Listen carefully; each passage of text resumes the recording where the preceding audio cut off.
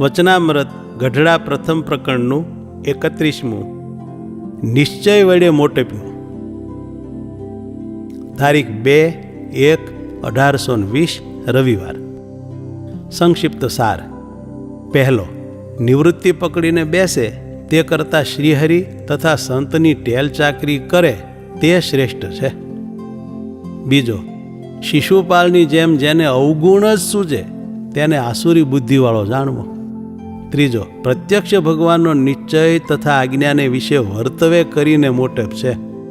ચોથો, અવગુણ લીધાનો સ્વભાવ હોય તેને આસુરી બુદ્ધિ થઈ જાય છે. સ્વામિનારાયણ હરે, સ્વામિનારાયણ હરે. સંવત 1876ના પોષવદી બીજને દિવસ સાંજને સમય શ્રીજી મહારાજ શ્રી ગઢડા મધ્યે દાદા ખાચરના દરબારમાં પોતાને ઉતારે ઉગમણે દ્વાર ઓરડાની ઓસરીએ ગાદી તકિયા નંખાવીને વિરાજમાન હતા અને સર્વ શ્વેત વસ્ત્ર ધારણ કર્યા હતા.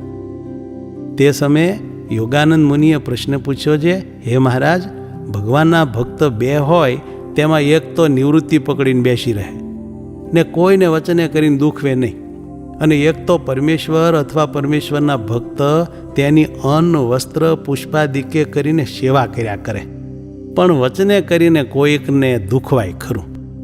એવી રીતના બે ભક્ત તેમાં કયો શ્રેષ્ઠ છે? પછી શ્રીજી મહારાજે એનો ઉત્તર કર્યો નહીં અને મુક્તાનંદ સ્વામી તથા બ્રહ્માનંદ સ્વામીને તેડાવીને એ પ્રશ્ન સંભળાવ્યો ને પછી કહ્યું છે એનો ઉત્તર તમે કરો.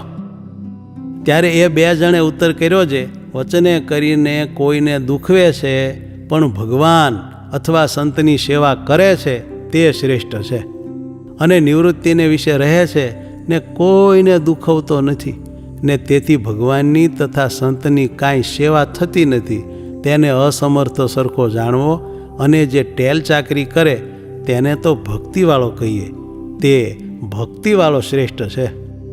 પછી શ્રીજી મહારાજ બોલ્યા છે, એ ઉત્તર ઠીક કર્યો, અને એવી ભક્તિવાળો હોય ને ભગવાનના વચનમાં દ્રઢપણે રહ્યો હોય ને તેને વિશે કોઈક અલ્પ સરખો દોષ દેખાય તે સામું જોઈને તેનો અવગુણ લેવો તે મોટી ખોટ છે.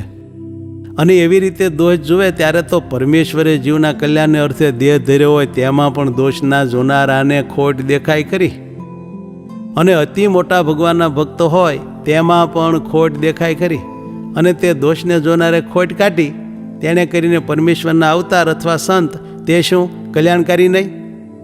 તે તો કલ્યાણકારી જ છે, પણ જેને અવળી બુદ્ધિ હોય તેને અવળું જ સૂજે.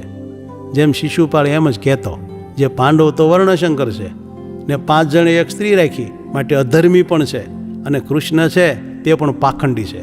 કેમ? જે જન્મ થયો ત્યાંથી પ્રથમ તો તેણે એક સ્ત્રી મારી, ત્યાર પછી બગલો માર્યો, વાસડો માર્યો અને મધના પૂડાઓ ખાડ્યા, તેણે કરીને એને મધુસૂદન કહે છે, પણ એણે કાંઈ મધુ નામે દૈંત માર્યો નથી. ને વર્ણશંકર એવા જે પાંડવ તેણે પૂજ્યો, તેણે કરીને શું એ ભગવાન થયો? એવી રીતે ભગવાન ને ભગવાનના ભક્તોનો અવગુણ આસુરી બુદ્ધિવાળો શિશુપાલ તેણે લીધો, પણ ભગવાનના ભક્ત હતા તેણે એવો અવગુણ કાંઈ ન લીધો.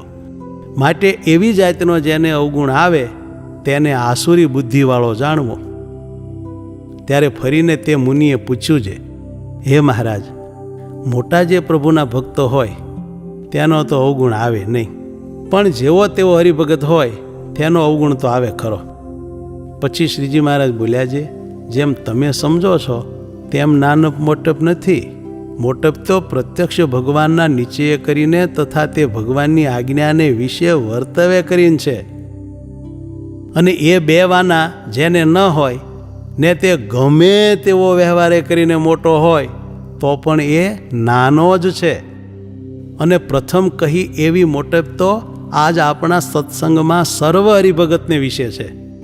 કેમ? જે આજ જે સર્વ હરિભગત છે તે એમ સમજે છે જે અક્ષરાતીત એવા જે ભગવાન પુરુષોત્તમ તે અમને પ્રત્યક્ષ મળ્યા છે અને અમે કૃતાર્થ થયા છીએ એમ સમજીને પ્રત્યક્ષ ભગવાનની આજ્ઞામાં રહ્યા થકા તે ભગવાનની ભક્તિ કરે છે. માટે એવા જે હરિભક્ત તેનો કાંઈક દેહ સ્વભાવ જોઈને તેનો અવગુણ લેવો નહીં, અને જેને અવગુણ લીધાનો સ્વભાવ હોય તેની તો આસુરી બુદ્ધિ થઈ જાય છે. ઇતિવચનામૃતમ ગરડા પ્રથમ પ્રકરણનું 31મું થયું.